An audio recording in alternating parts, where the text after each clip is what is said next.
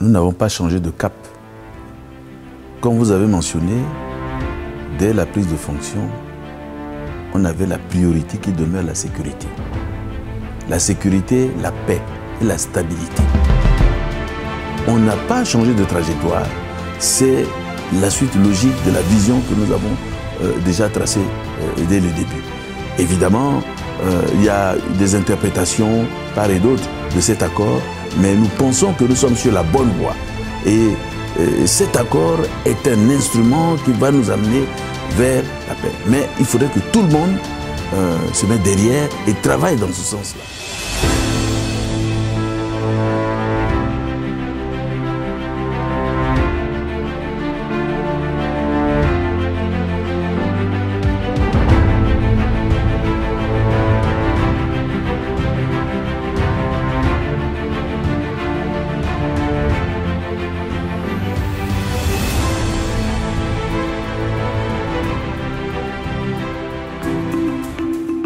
Ramener la paix par le dialogue.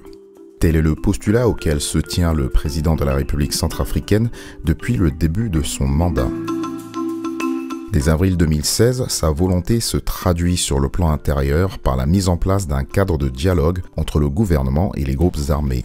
Malgré une adhésion timide des groupes armés au début du processus de désarmement, démobilisation, réinsertion et rapatriement, tous les chefs rebelles finissent par occuper leur place autour de la table des négociations.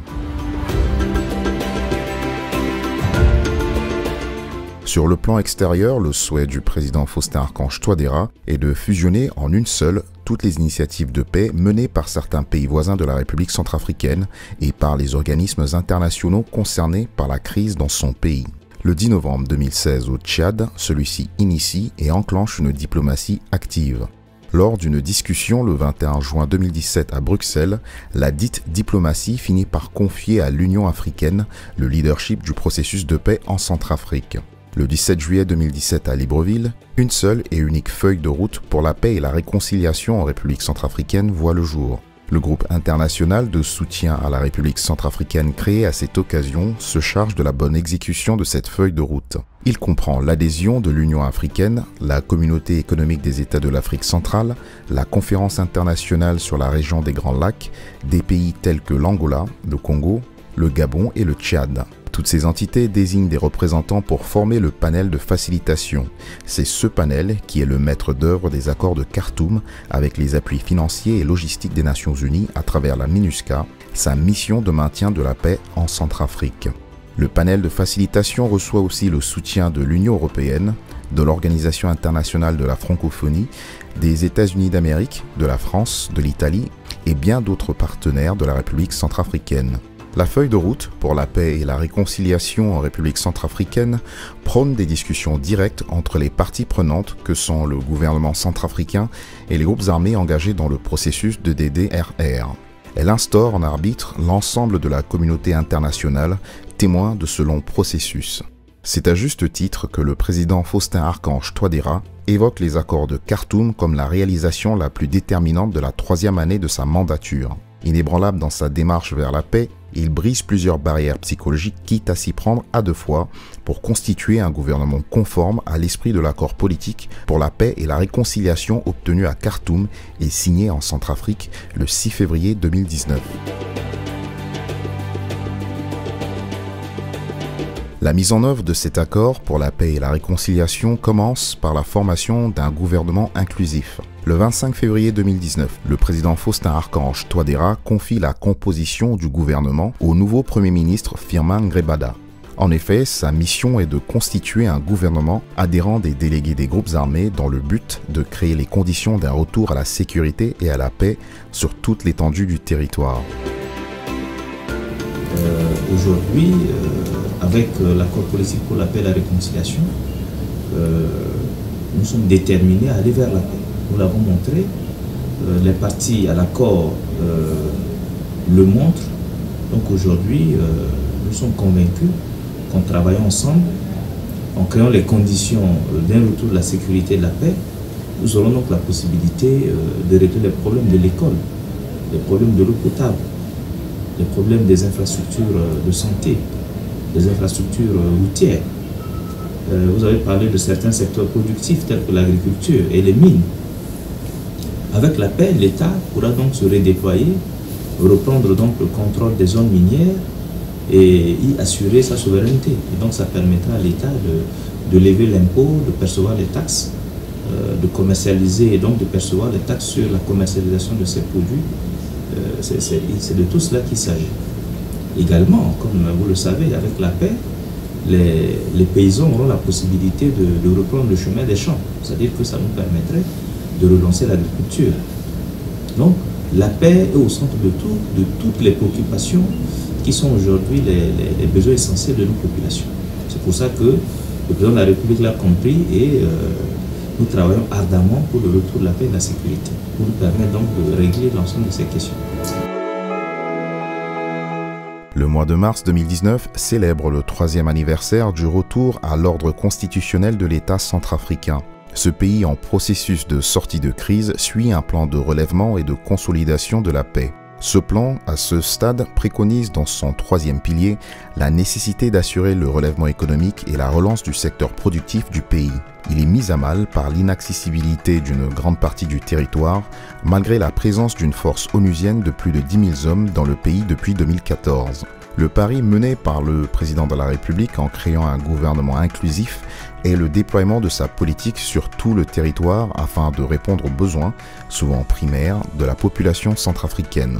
Les contributions attendues du gouvernement inclusif concernent globalement les domaines suivants: la réappropriation des zones minières dans l'escarcelle nationale du pays, la libération et le contrôle de l'État des couloirs de désenclavement Bangui-Douala, Bangui-Khartoum, la libération et la sécurisation du couloir de transhumance, le retour sur leurs terres des populations déplacées et la reprise de leurs activités rurales.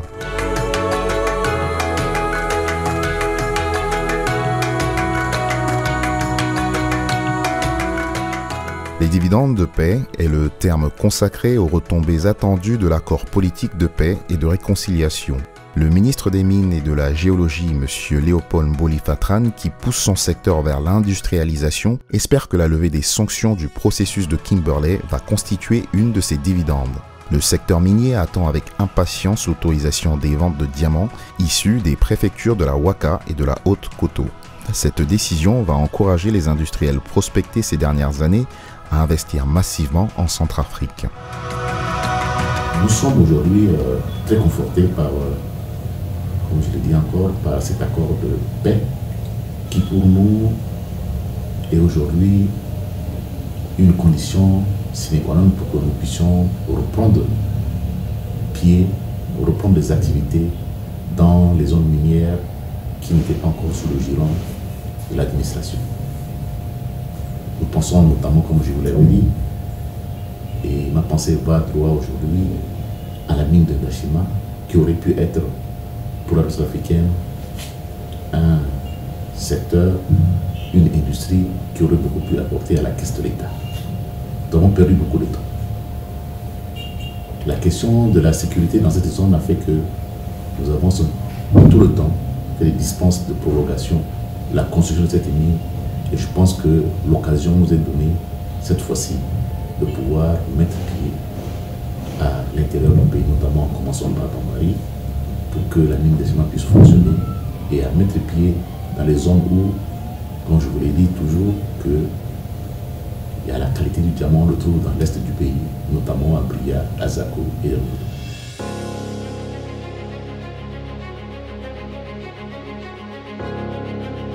Le redéploiement de l'autorité de l'État dans la ville de Bambari est un objectif crucial. Un faisceau d'actions mis en œuvre par le gouvernement et ses partenaires vise à ériger cette ville en un exemple d'un retour pacifique à l'ordre sécuritaire de l'État. Désormais facile d'accès, le trajet de 376 km reliant Bambari à Bangui se parcourt en moins de 6 heures. Cela grâce aux travaux entrepris sur les tronçons Sibut-Grimari, Grimari-Bambari et à l'intérieur de la ville de Bambari elle-même. Les ministères et les partenaires en profitent volontiers pour apporter leur concours multiformes aux populations. Bambari est aussi le site d'un projet pilote de sécurité. Les unités spéciales mixtes de sécurité, USMS, composées de forces tripartites, s'y préparent, comme l'explique M. Wanze Lingisara, ministre de l'Intérieur chargé de la sécurité publique.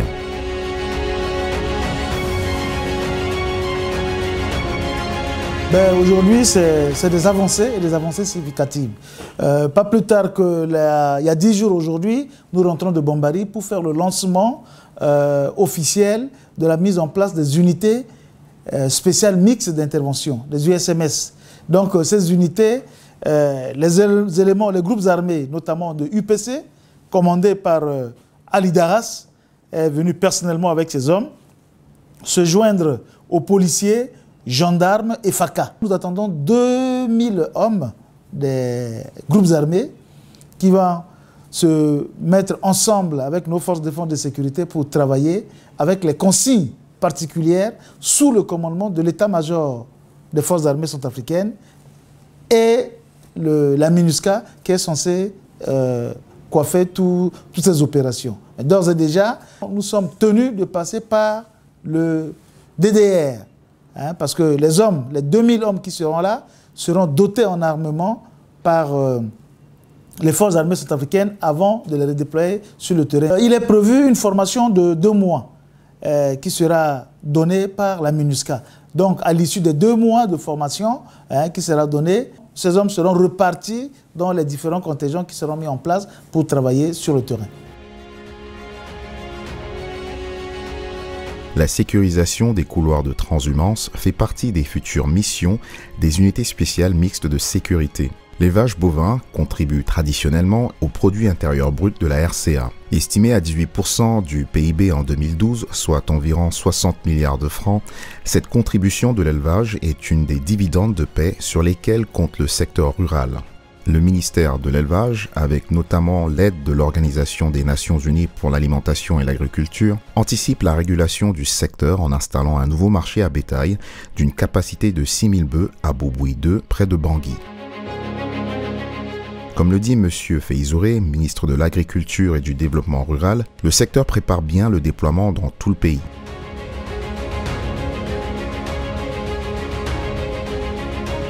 Le secteur a travaillé durant l'an-3 du chef de l'État pour préparer, pour être prêt, pour pouvoir tirer profit de cette période de sécurité qui va petit à petit s'installer dans ces zones.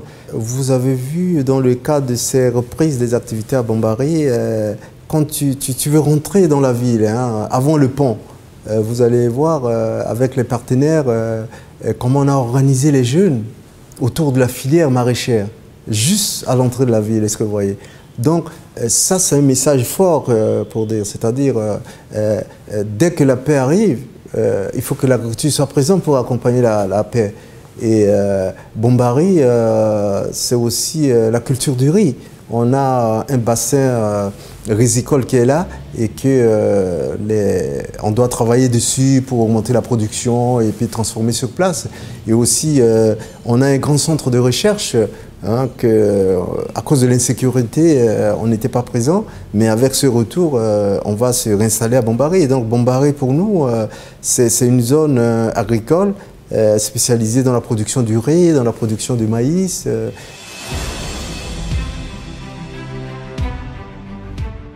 Bien évidemment, les secteurs productifs ne pourront se développer sans la création et le maintien des infrastructures logistiques et de transport. Pour ce faire, l'État compte sur l'accord de paix pour libérer et contrôler tous les couloirs de désenclavement du pays, notamment le couloir Bangui-Douala, sur lequel se tiennent des grands travaux entre Baoro et Boire, et le corridor Bangui-Khartoum avec la construction du pont sur le Bamingui. Ce pont est l'ouvrage central d'un ensemble d'améliorations pour desservir la partie nord, souvent coupée du reste du pays pendant la saison des pluies.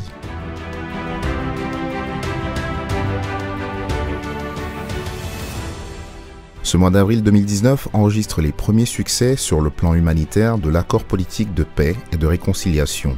De nombreux retours spontanés et de demandes d'aide des déplacés et réfugiés mettent en effervescence l'action des services du ministre de l'Action humanitaire et de la Réconciliation nationale. L'accord a suscité beaucoup d'attentes. Sur le plan humanitaire, nous avons enregistré de retours spontanés dans certaines villes de province. Nous avons été saisis par des compatriotes vivant à l'étranger qui ont manifesté aussi leur envie de retourner. Déjà, bien avant cela, nous avons enregistré des demandes de retour, mais là, avec l'accord, tout le monde veut rentrer. Et maintenant, nous avons un défi maintenant, c'est de trouver les moyens pour aider ce retour. Donc là, pour les retours, je prends l'exemple par exemple au niveau des personnes déplacées, au niveau de Bangassou, dans la région de Bangassou, Gambo, Pombolo, il y a eu 2000 personnes qui sont retournées dans leur village d'une manière spontanée. Et dans le quartier de Tokoyo, par exemple, où vivaient majoritairement les musulmans, nous avons enregistré un retour de 13 personnes d'une manière volontaire. Il existe dans ce ministère un projet d'appui aux communautés affectées par le déplacement, le PACAD. Ce projet comporte un volet de protection sociale adaptive consistant à verser une somme de 25 000 francs CFA par trimestre à chacun des 15 800 ménages des seules villes de Bambari, Kagabandoro, Bosangwa et Pawa. Le défi dont parle Mme Mbaïkwa est d'étendre cette aide aux nouvelles demandes des villes de Bria, Batangafo, Bangassou, Boar et Berberati, soit une estimation d'au moins 50 000 ménages supplémentaires. Mais ce 29 avril 2019, les besoins d'un autre projet de son ministère l'emmènent assurer l'accueil de réfugiés près de la ville de Mongumba dans la Lobaye. Il s'agit d'un retour de 92 ménages, soit 352 personnes, dans le cadre du projet d'appui au retour et à la réintégration, le PARET. La ministre Mbaïkwa soutient sur ce coup le HCR, l'Agence des Nations Unies pour les réfugiés, dans un accord de rapatriement d'environ 4000 Centrafricains en provenance du Congo-Brazza.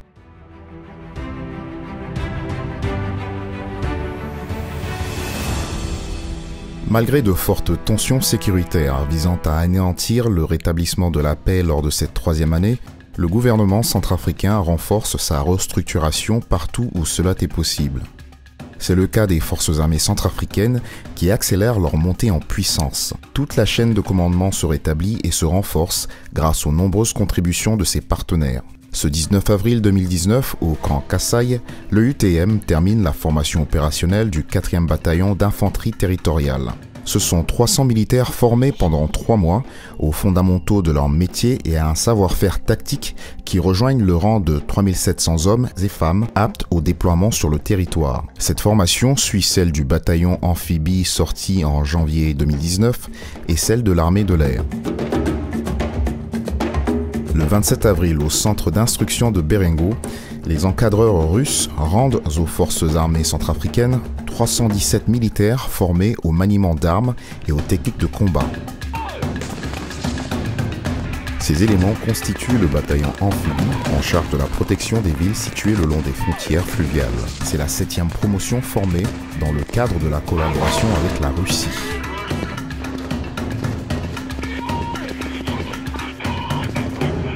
« 1600 soldats issus du centre d'instruction de Berengo participent déjà aux missions de déploiement d'urgence dans l'arrière-pays aux côtés des forces de la MINUSCA.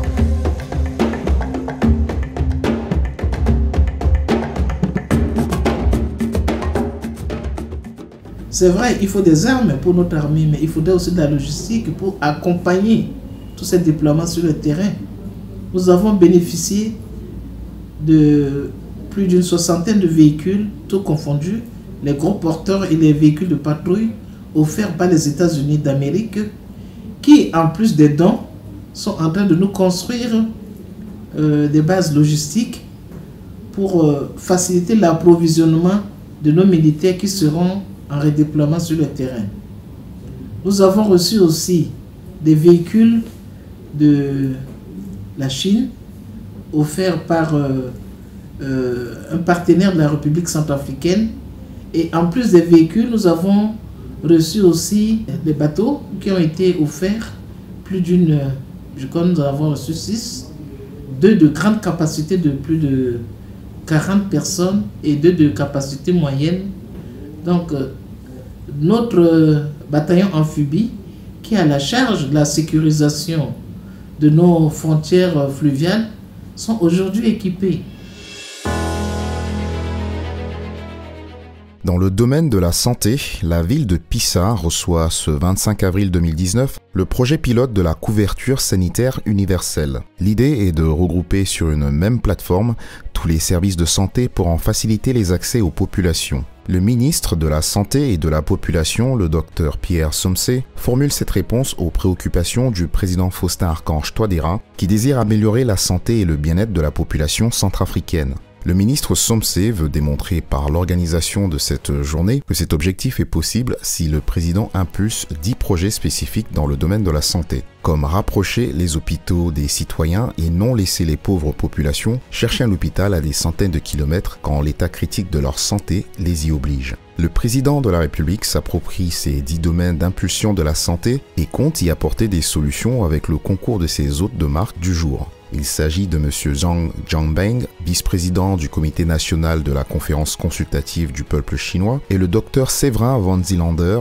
représentant de l'Organisation mondiale de la santé en RCA.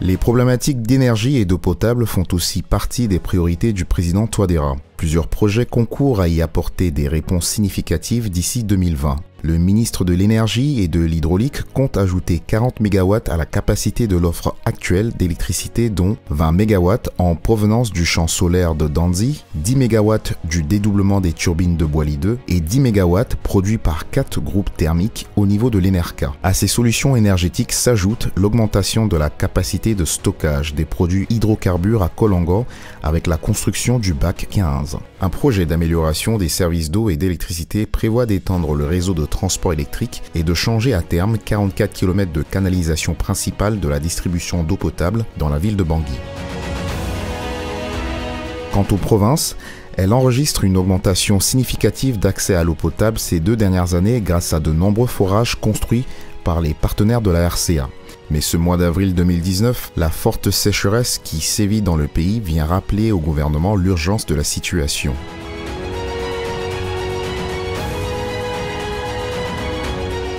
Aujourd'hui, le défi, c'est de donner de l'eau potable à la population, vu le changement climatique, le tarissement de l'eau Bangui et autres. Donc, nous avons pris des mesures d'urgence. Nous avons installé des bladers, c'est-à-dire des bâches à eau dans les différents arrondissements. Nous avons des citernes qui font les navettes toute la journée pour alimenter ces bladers. Nous avons prévu en urgence construire 100 forages dans la ville de Bangui pour aider à pallier rapidement à la situation, en attendant qu'on est en train d'évoluer avec nos partenaires sur les projets dans le secteur de l'eau potable et l'assainissement qui, dans le futur, vont régler ce problème de manière définitive.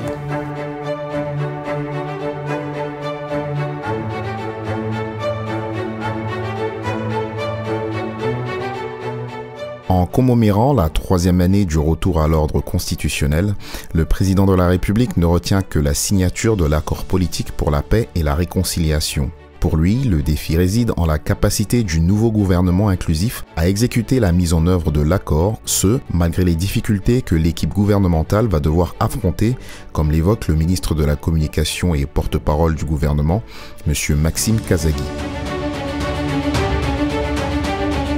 Je veux dire ici que cela est un processus. Qu'est-ce que ça veut dire?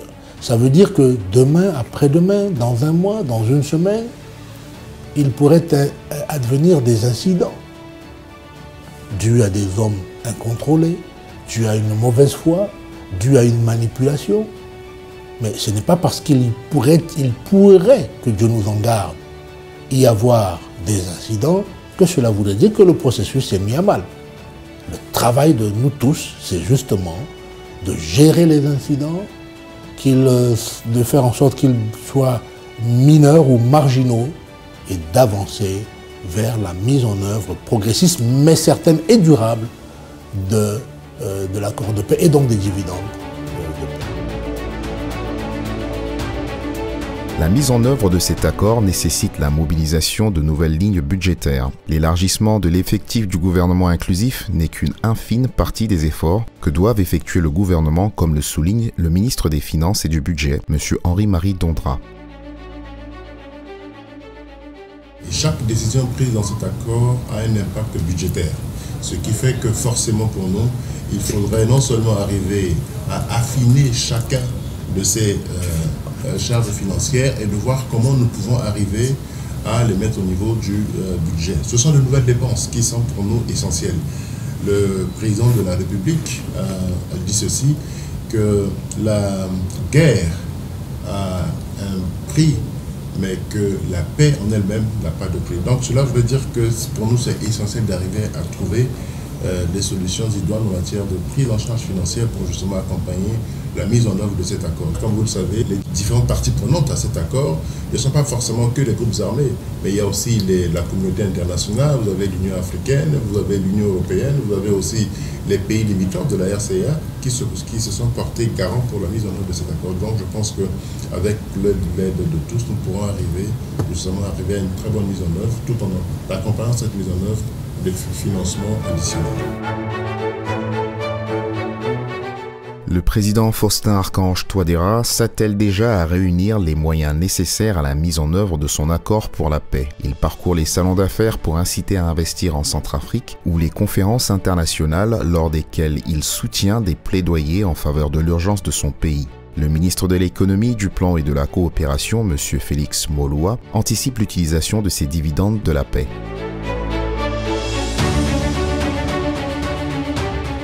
Ce qui est important, le chef de l'État lui-même a pris le devant et est allé vers les partenaires, a fait un plaidoyer et nous avons pu, à travers cet accord, eu quelques ressources supplémentaires et qui doit nous obliger maintenant à aller vers non seulement des actions d'urgence dans les domaines sociaux, notamment les infrastructures scolaires, les infrastructures de l'éducation, l'eau et l'assainissement. Nous devrons aller donc dans toutes les zones, apporter donc ces réponses, mais également préparer la population pour le futur.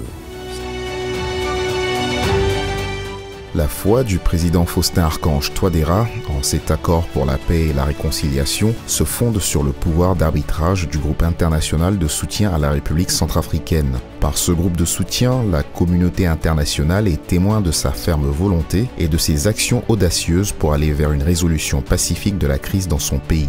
Il désire plus que tout mettre son peuple dans le bon état d'esprit pour exploiter au mieux les potentialités de cet instrument capable de mener le pays vers la paix. L'état d'esprit, c'est de voir qu'il y a une opportunité. Aujourd'hui, nos communautés, dans ces zones que vous dites, ces communautés étaient divisées. Maintenant, on va aller vers la cohésion sociale. Ces communautés n'ont pas pu avoir le soutien nécessaire parce qu'il y a la violence. Avec cet accord, je pense que le gouvernement est engagé avec les partenaires, avec la paix, à les soutenir, à leur apporter l'appui nécessaire. Je pense par exemple à Bambari, on va construire un centre de jeunesse pionnière nationale qui va recruter des jeunes et qui vont les mettre en formation. On va développer tout le secteur, par exemple, travailler les routes. Aujourd'hui, vous partez de Bangui à Bambari. Vous faites... parce qu'à l'époque, il fallait une semaine pour arriver. Il y a eu des actions en direction de Bambari. On fera la même chose en direction de Kaka-Bandoro et de Kaka-Bandoro vers Ndélé. Donc, avec tout ça, ça ouvre des perspectives. Et les gens vont regagner chez eux. Parce que beaucoup de gens étaient dans ce que vous appelez les ledgers. Donc, avec le retour, la cohésion sociale, les gens vont retrouver leur activité, reprendre leurs terres et cultiver. Et reprendre leurs activités économiques ou des activités champêtres. Donc, je pense que c'est d'abord la paix, la cohésion sociale retrouvée. et aussi les activités économiques et le soutien que le gouvernement, avec les partenaires, pourrait donc leur apporter dans le cadre de cet accord.